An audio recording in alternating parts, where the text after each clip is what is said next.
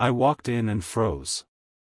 There she was, my ex's mother, sitting on my couch, holding a half-empty cup of tea, eyes red and swollen as if she'd been crying for days. For a moment, I thought I was dreaming. The last time I saw her was 2 years ago, when her daughter, Maya, and I ended things on a night filled with words we both regretted.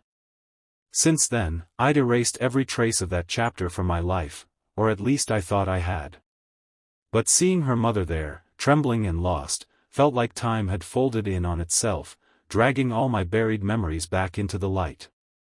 She looked up at me, startled but trying to stay composed. "I'm sorry, Ethan," she whispered, voice trembling. I didn't know where else to go. That single sentence cracked something inside me. This was the woman who had once welcomed me into her home like family, who used to serve me extra food even when I said I was full, who had hugged me after Maya and I broke up, whispering, "Take care of yourself, son." Seeing her like this, fragile, broken, and sitting in my living room, felt wrong. I didn't know what to say, but something deep inside me told me to listen first and question later. I put down my keys and sat across from her. "What happened?" Her lips trembled before words came. "It's Maya, she left." My chest tightened instantly. "Left? You mean?" "She's gone, Ethan. She packed up last week and said she couldn't take it anymore. I thought she'd gone to stay with friends, but then she blocked my number. I haven't heard from her since. And now they're taking the house." Her voice cracked completely at that last word. I didn't have anywhere else to go. I felt an ache deep in my stomach.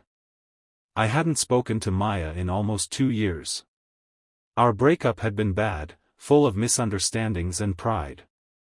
I'd tried moving on, new city, new job, new life, but hearing her mother talk about her like that shattered the illusion that I'd left it all behind. There was still a piece of me that cared. So I did what I thought was right. I told her she could stay. I told her she didn't need to explain anymore. She just nodded and whispered, "Thank you," before curling up on my couch, exhausted. That night, I couldn't sleep. I kept hearing her words echo in my head. She left. Why? What was Maya running from? The woman who once said she'd never run from anything now sounded like a ghost in someone else's story. In the quiet of my dark room, I realized something strange. Maybe her mother showing up wasn't random. Maybe this was fate's messy way of telling me something wasn't finished yet. Over the next few days, I watched her mother, Mrs. Green, try to regain her strength. She cleaned up after herself, helped around the apartment, even cooked for me once, though she ate almost nothing herself. There was a sadness in her eyes that no amount of kindness could erase. And slowly, she began to talk more, about how Maya had changed, how distant she'd become, how she'd stopped visiting, how she'd started avoiding even her own mother's calls. I wanted to stay out of it. I really did. But every word she said only pulled me deeper into a story I thought I'd escaped.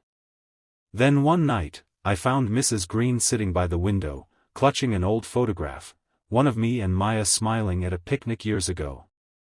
Her tears fell quietly onto the glass. "She loved you, you know," she said. "She never stopped. Even when she said she hated you, she still loved you." I didn't have words. All I could do was sit beside her, feeling the heavy weight of everything unsaid between me and Maya.